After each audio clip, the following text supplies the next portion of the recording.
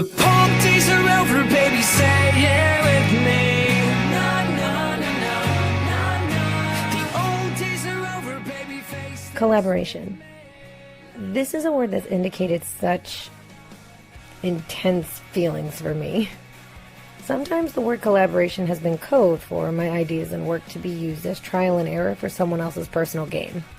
In other cases, it's meant slapping together something loosely with another person and only being okay to present it because I'm not presenting it alone.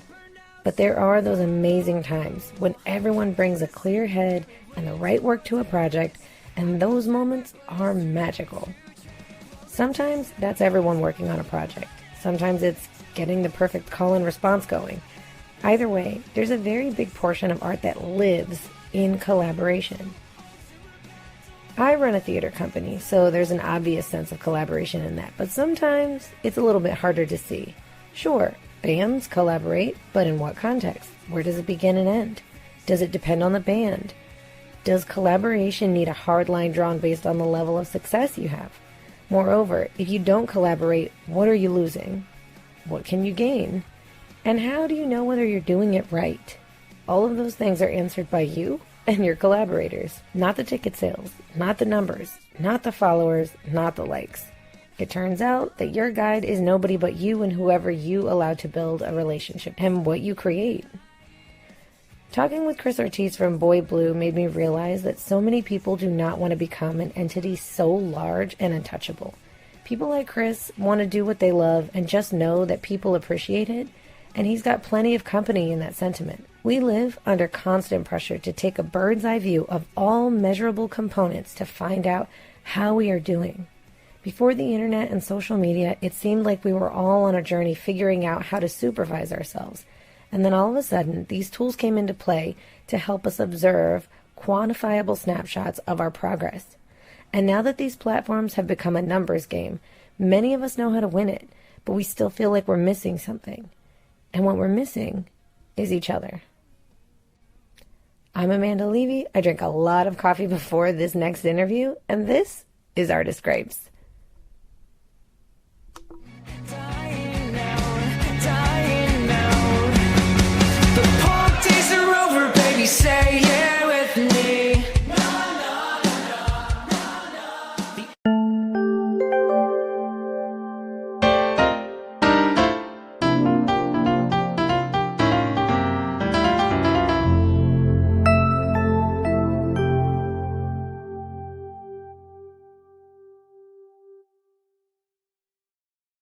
So, you wanted to talk about community and relationships. What do you want to say about community and relationships?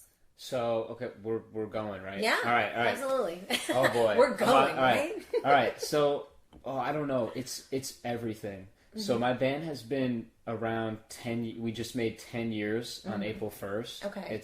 It sounds like an April Fool's joke, of course, but the people that you see come and go, the big shows you play, the little shows you play is all part of that, I think. Okay. And I still remember the one-on-one conversations you have with people at shows who come back to your show. Mm-hmm.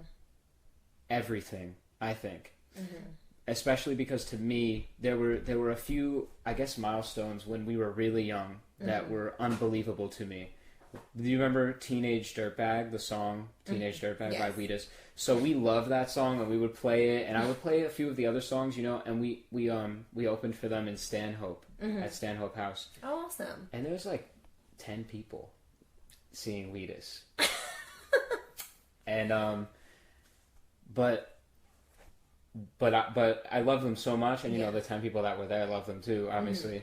So like, it was that much more personal, and the singer, he came down, took a picture with us, he talked to us, and I told him, I think he was so excited because I said a song that wasn't Teenage Dirtbag. I was like, I learned American in Amsterdam on guitar, and he hugged me, Aww. So like, Wheatus is like one of my favorite bands now, because just because of that experience. Like, even, and I'm not going to say music aside, the music is obviously, that's why their fans love them. Mm-hmm.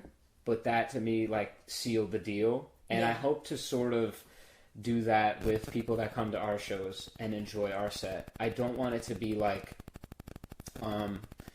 that there's some kind of disconnect. Even if someone doesn't like our band, sometimes we like to bring beer just so everyone can have beer. And even maybe, and you know, maybe they'll be like, well, okay, I'm having a beer and this band brought the beer. That's cool. Let me pay attention. I like this, you know, whereas before maybe there wasn't that icebreaker. Yeah. You know, I guess that's a little different than the weedest thing. But to me, that's what a sense of community is. And I think it can be lacking because we have played tons of shows, mostly in our younger years, where there's no connection.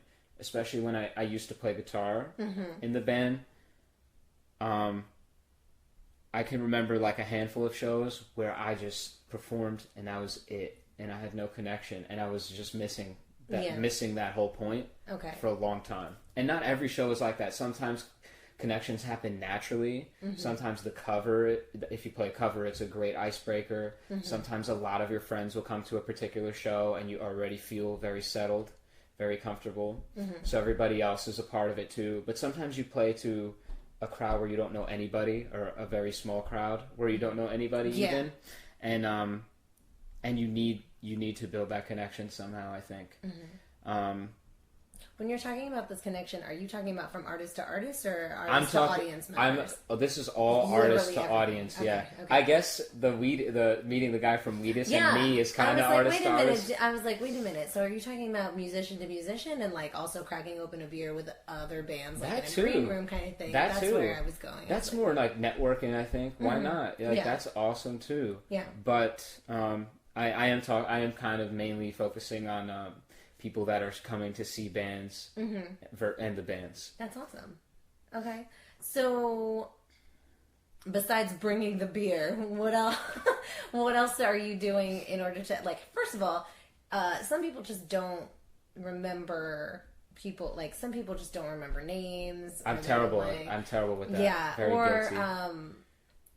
I'm really bad with names. I'm always good with interactions. Oh my God, yeah, you're the guy that spilled the beer that one time, and then you got a Snickers bar and you gave it to me because you didn't have any more money for beer. I get it. Like, I feel like I remember an interaction more so, but I definitely get what you're saying regarding the interaction is a important one too. What we like to do, I like to try and have me and our band members say hi to everybody, even if that's all it is. Even if it's like almost everybody that's there, just to walk around like kind of like not like you own the place, but like you're it's like everybody is. It's like a collaborative mindset.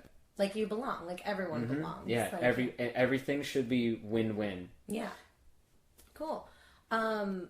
I do believe in that interaction, actually. I could definitely name a bunch of bands that I liked, and the connection on why I like them so much has specifically to do with either getting a personal email or a letter or a response or having an actual interaction with them. Rise Against was a really big deal to me for a very long time, and we never missed a fucking concert. Me and my boyfriend at the time, when we were like 14, 15 years old. And I remember them like knowing who we were because we never missed a fucking concert. That's and so cool. I remember them being like, hey, Yeah. one day, and I was like, holy shit, like they know who we are. Like they were people that we like looked up to. And so that was kind of a big fucking deal. And I was like, oh my God, forever Rise Against.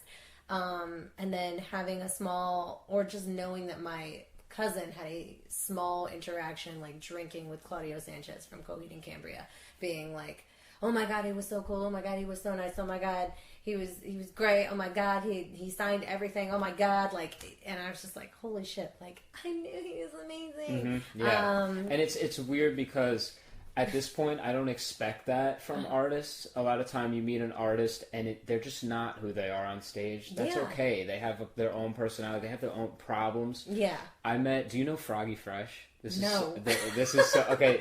Tyler. All right. So he's like a comedy rap guy. Okay. And he has like a lot of these funny videos. And he just ended. He's doing a new project now. But when I was a huge I was like a huge fan of him, and I met him, Okay. and he Is was. that the crowd applauding? I don't know what it is. Yeah, they're applauding Froggy Fresh right now.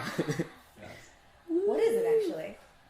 It's the pipes. Oh, okay. It's the pipes running from the It's toilet. pipes. That's Because of fine. how shit Froggy Fresh shit. is. Okay. I didn't know. Okay. So anyway, so you met Froggy Fresh. Oh yeah, so Okay. so I met him, and he was not at all the lively persona at all, and he didn't want to talk at all. I could tell. So I was like, okay. And later I saw him, and he's kind of had his head down at the bar. I feel like I'm talking crap about him, but he had his head down at the bar like this, and everybody's like really excited that he's there. You know, Yeah. I'm like, and like maybe he was having a hard time on tour. It's funny though because it's like, I mean, it's Show funny was great, that though. Yeah, it's funny. Don't try to cover up your right. I'm just saying. I feel like what's funny about this is the fact that this guy is a comedic rapper. Like his whole persona is to get a rise out of people. Yeah. And then he sits down. It's not like he's a brooding artist. Like, I just want to make music, man. Leave me alone. Yeah. He's wanted. Yeah. Like he specifically wants you to be like, oh man, you're fucking funny. Like Exactly. that's crazy. Exactly. To think he's like, oh please don't tell me how funny I am. Get away from me. Yeah. That's funny. I also have an idol, Aquafina, also a comedic rapper. She was not like that at all. She was wonderful, and she took a picture with me. That's awesome. And that was way before Crazy Rich Asians. That's awesome. So I have that forever. Yeah. Yeah, like the thing is, I mean, I get it. Like he was probably having a hard time for some reason, but dude, like those people that support you can go at any time. Yeah. They don't owe you anything. No. That's just how I see it. You should have had a sign. It's like, and you should do that if you're feeling bad and you don't feel like talking to anybody at your shows. Yeah. So just like hang one around your neck. It's like, I'm going through some rough shit right now. If you could just leave me alone for just like a second, I'm sorry. Yeah, Maybe people will be like, I got you. It's just strange because back when we were younger, sometimes I did feel like that, like a bit antisocial at a show, or I'd come home and not feel good, like just feel like this happened and this didn't go so well. But nowadays, it's just different, and I'm so happy that my band is agreeable with that mindset with me. That's one thing we all have in common is that positive outlook. Where back in the day, we totally didn't when we were younger. So, but the people that Tyler Cassidy was with, that Froggy Fresh was with, they were cool. Like he has like some characters in his thing. So there's this character like Moneymaker Mike. He was so awesome, and then so they were cool. And then like another one is Aaron Carter was really cool. We opened for him. Whoa! And I did he's not like, see that coming. He's like an adult now, and he's still performing like the Shaquille O'Neal song. It's incredible. I actually like. That's awesome. Is he out of trouble? He's out of trouble. I think right now he That's is. Yeah, good. That's good. He just did a documentary for I forget what it's, boy band Con or something. The guy who put together NSYNC and Backstreet Boys was one of the biggest. Scam artists ever in the music industry. Yeah. He He just totally passed ripped away. everybody. Yeah, he ripped everybody off terribly. It was exploitive and Yeah. terrible. I saw Aaron Carter was in like the preview. Like he was crying. I was like, yeah, that's him. Oh. But yeah, he was crying. He was like, hey, this guy gave us our lives. He was awesome. He was a really cool guy. But then Red Jumpsuit Apparatus is one that I loved them in 7th grade. They had the really big songs. Yes. They're actually a Christian band now, which I did not see coming. I did not know that. Yeah. Okay. So we opened for them. You didn't even get to meet them, and it was one of the things where it was like you got to pay $50-something to meet. Whatever. That's what they want to do. They seemed super cool. They were all smiles, and but like, I don't know. I don't get that. Yeah. You know? No, I don't either. I don't think that's... No, I've never done that either. I've never... I mean, that might have to do with, like, the genre of music as well. Like, because I feel like anybody would pay any amount of money to see Beyonce, and they would have no fucking... Oh, yeah. No arguments. Like, I would literally have no complaints. But I think that if I had gone to see one of my favorite punk bands, and someone was like, oh, if you paid $100, you can meet so-and-so, I'd be like... No. It's kind of like a turn off. Yeah, like why the fuck would I do that? I'd probably just see them smoking weed in the alley later if That's I waited long exactly enough. true. Especially in a venue like Stanhope House where they were. That's exactly true. Yeah. I think people tried that a lot in Philly specifically. I'm a South Jersey, Philly music scene girl for Cool. at least for my like teenage years and stuff. So my circuit was like the TLA and the Trocadero and the Electric Factory and stuff like that. And literally, I feel like people tried stuff like that, like meet the band for and I was like, for what? All I literally have to do is eat cheese fries at Ishkabibbles for an hour, and then I meet them. There it is. My starstruck moment, fucking free, by the way, is as it should be, sir. I feel like they're people. That's essentially how we all felt. Exactly, and I think like, I mean, I've heard a lot of the highest like celebrities. They have trouble with regular people because people are always so starstruck, you know, and they kind of just want normal friends and stuff. But that whole meet and greet thing, I'm not knocking it too much, but it just takes away from that community for me. Yeah. I think that Red Jumpsuit, I should not be critiquing them. You know, they've made it, but like, there's so much more value that can come from, instead of my band just hiding away. A lot of bands do that. They hide away until they play. They do their show. The shows usually are good. And then they kind of go. They sell they have maybe even other people will sell their merch. But I think there's so much more that can come out of the band instead playing like an acoustic set outside before the show or after the show to make friends, meet people. Like, that's where there's more of a family and more of a warmth like aspect to the shows, and that's what I think is going to keep shows going and keep artists around longer. Not the separation stuff. But well, okay, so I guess that makes me wonder, what kind of band do you want to be? Like the height of Boy Blue? Yes, Boy Blue. I was going to say Blue Boy, and I was like, that's wrong. That's a lot of people make it's that's okay. fucking wrong.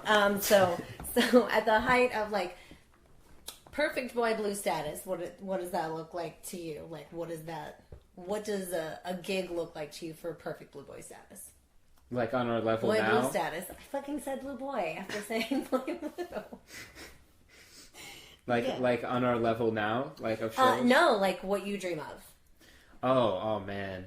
We Because you obviously don't dream of being Beyonce and needing security and needing to have like, oh, you want a photo with me? That'll be $500. Bitch. Yeah. Like, obviously that's not your dream. So what is your dream? Okay, well, oh geez, I don't know. We just really I didn't know it was gonna get this deep. We just really want to have a fan base, you know, that we can exchange. We can have come to our shows and play our music with, and have that warm experience, and like hopefully grow the fan base, and just keep giving enough value to grow more and keep the people we have.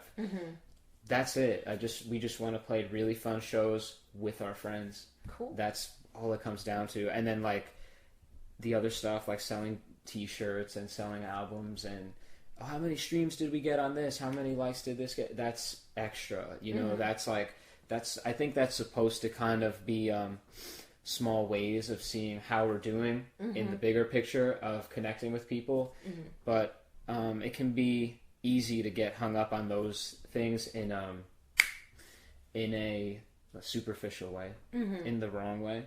And I think that stuff kind of naturally grows anyway once you do that stuff. Like, if you're doing it right. If you're making the connections and stuff like that, if you're truly making the connections, those things are like byproducts automatically that you're probably not even worrying about at the time, because you're already so consumed by what you're actually doing.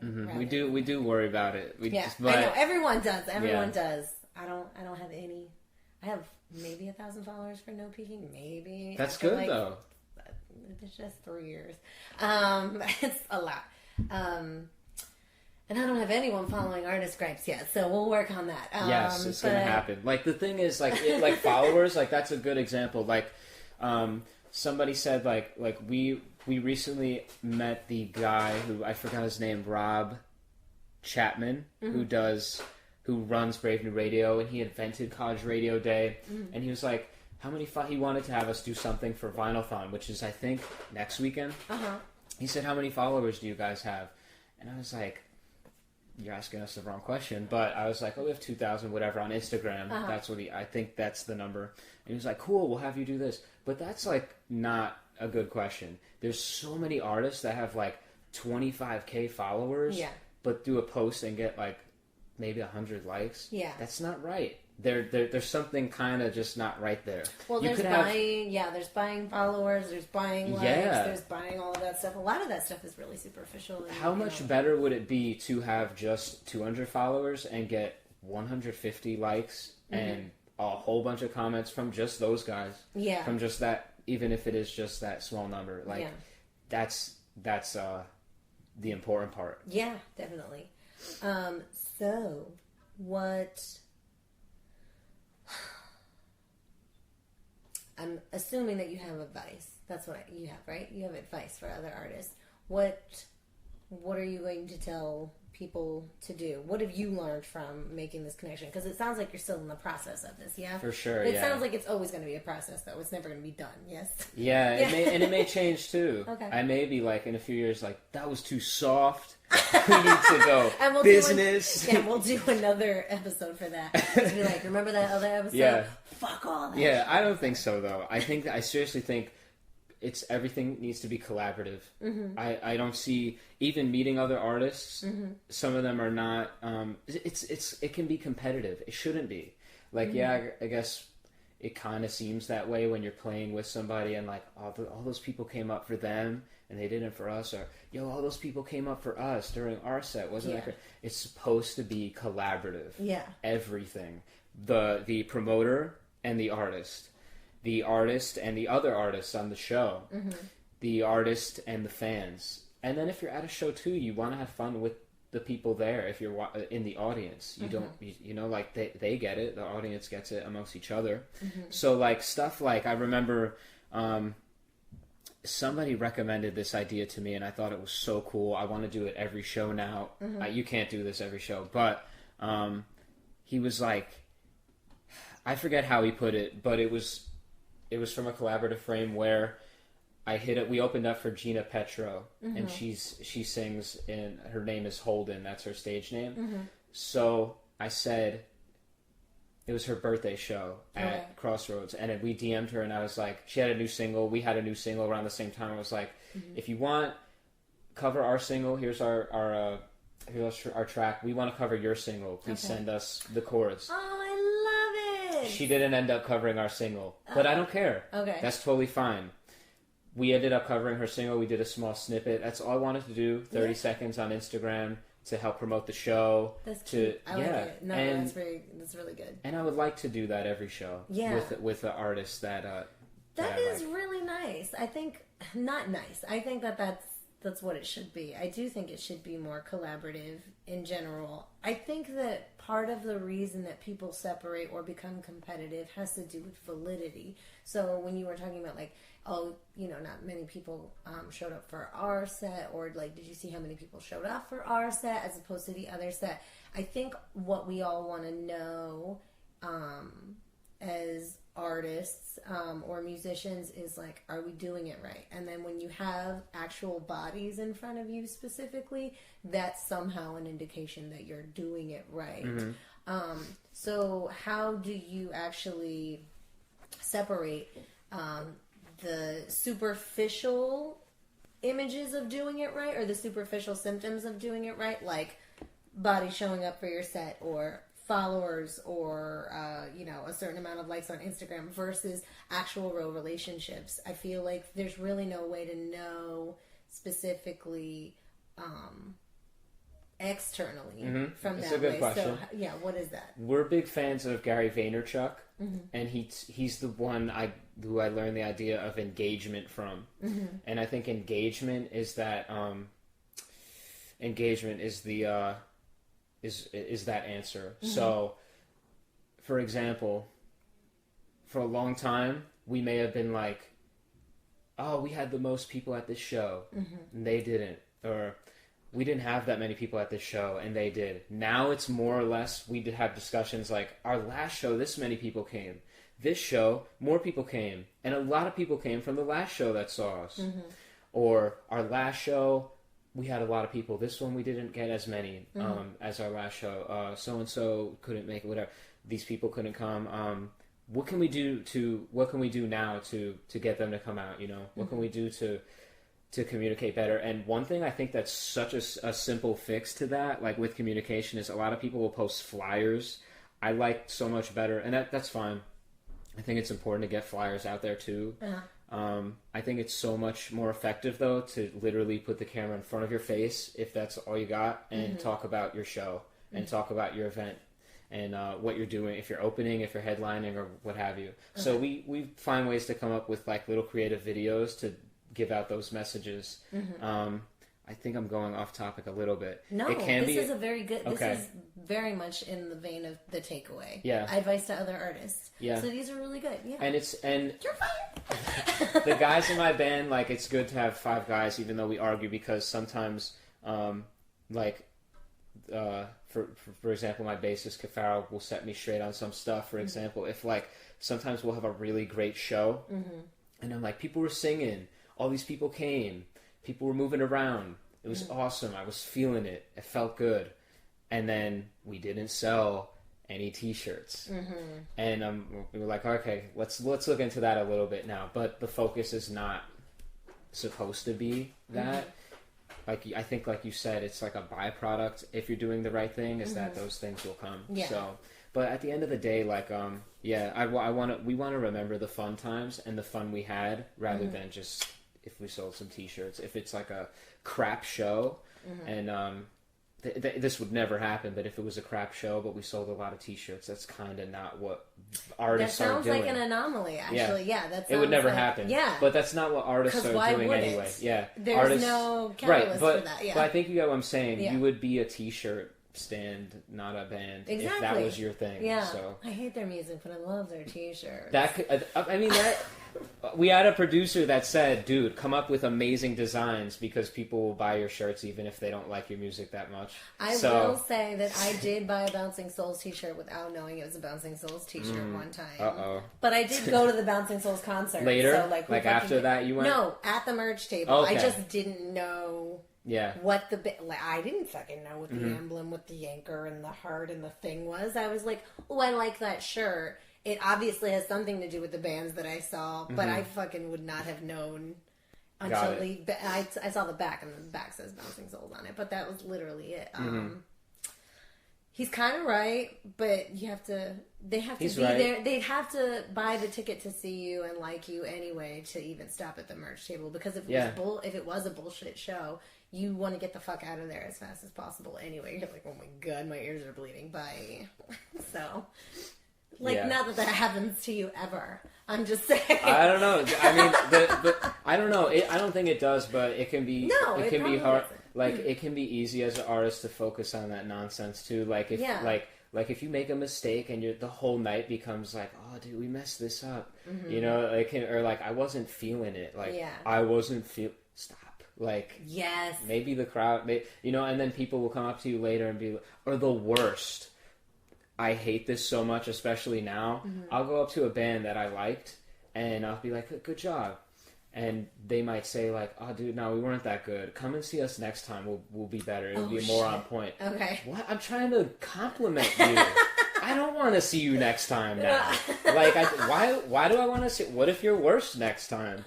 But then again, maybe we've done that too a long time ago. Maybe we've made that mistake, but it's just, I don't know. Self-deprecation is also just like trying to be humble in a lot of instances. Yes, but that's conceited to be like, oh dude, no, we weren't that good tonight. Like we'll be better next.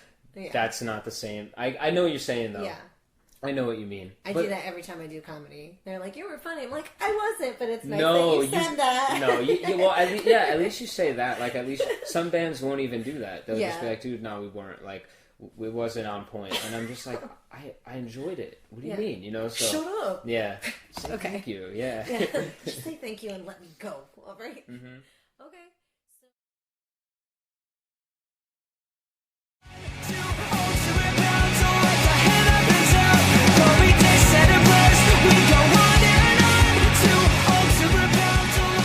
Thank you for listening to Artist Gripes. A special thank you to Chris Ortiz of Boy Blue. Boy Blue most recently dropped the single Punk Days about a month ago, so give it a listen. Pre-show and post-show was written by me, Amanda Levy, and the theme song was composed by Julian Gordon.